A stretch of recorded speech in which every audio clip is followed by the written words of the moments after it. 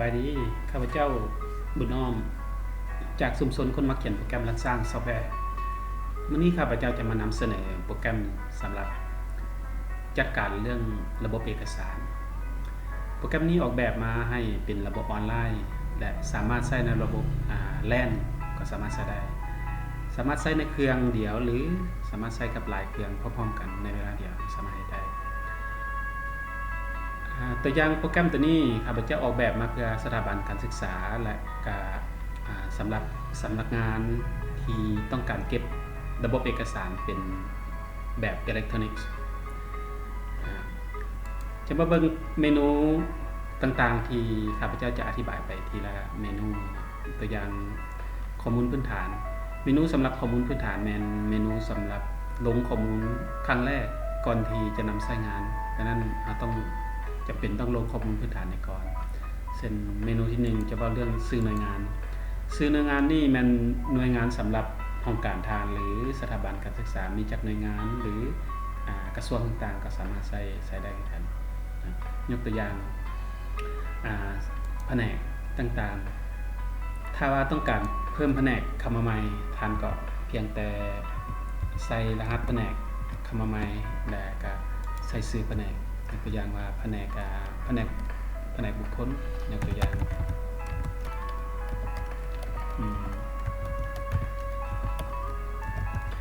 แล้วก็กดปุ่มบันทึกครั้งแรกที่ท่านจะใช้งานกับลงข้อมูลพวกนี้ถ้าว่ากรณีที่ท่านเฮ็ดผิดเนาะหรือว่าใส่ข้อมูลผิดท่านก็สามารถแก้ไขได้เพียงแต่ค้นหาแล้วก็คลิกแก้ไขค้นหาแล้วก็คลิกแก้ไขคลิกกดปุ่มแก้ไขเพื่อแก้ไขข้อมูลเมื่อกี้นี้ถ้าท่านต้องการลึกก็เพียงแต่กดปุ่มลึกนะก็สามารถใช้งานได้ยกตัวอย่างข้าพเจ้าจะลึก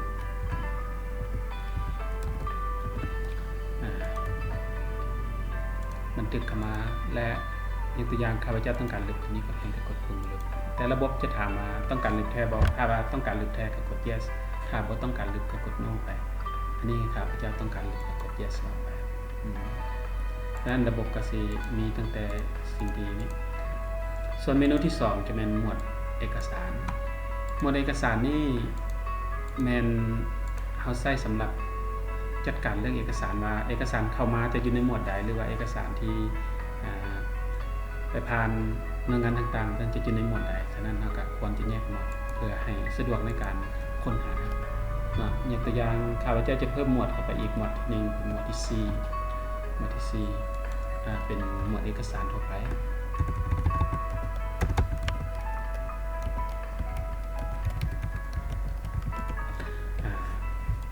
ดังนั้น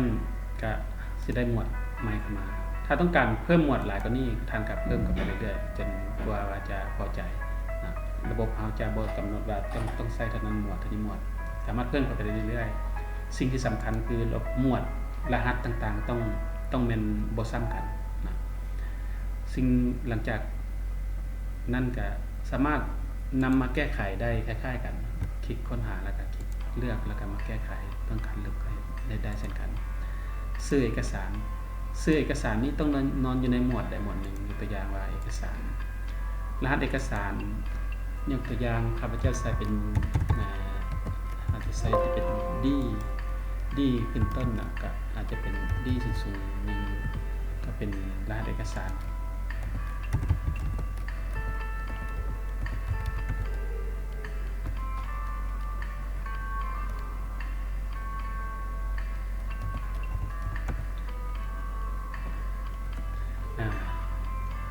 ข้าพเจ้าใส่เป็นเอกสารสำหรับเซิร์นต่างๆเซิร์นหรือว่าอาจจะเป็นเอกสารอื่นก็ได้ขอตกลงสมบัติ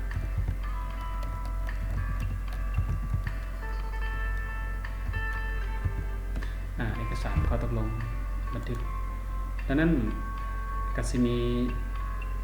ซื้ออยู่ในซื้อหมวดรหัสเอกสารมีหยังซื้อเอกสารมีหยังส่วนว่า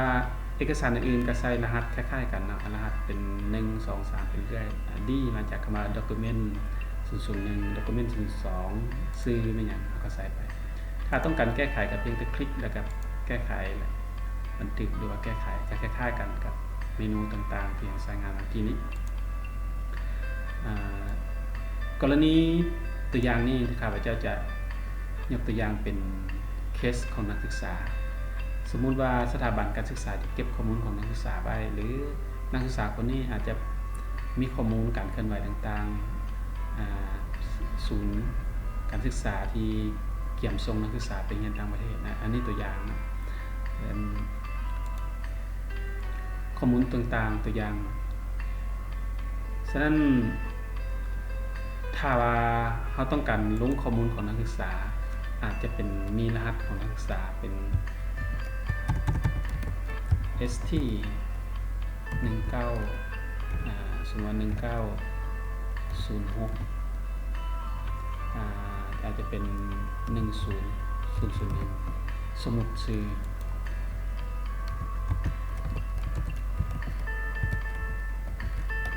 ซื้อทำก่อนคำ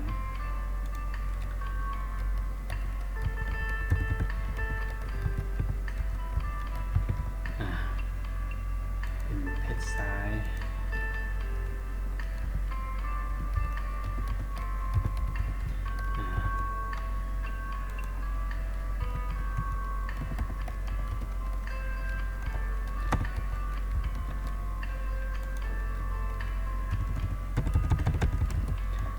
ใส่ข้อมูลให้มันครบตามที่ข้อมูลตัวจริงนะอันนี้ข้าพเจ้าจะใส่ข้อมูลตัวอย่างไปแขวง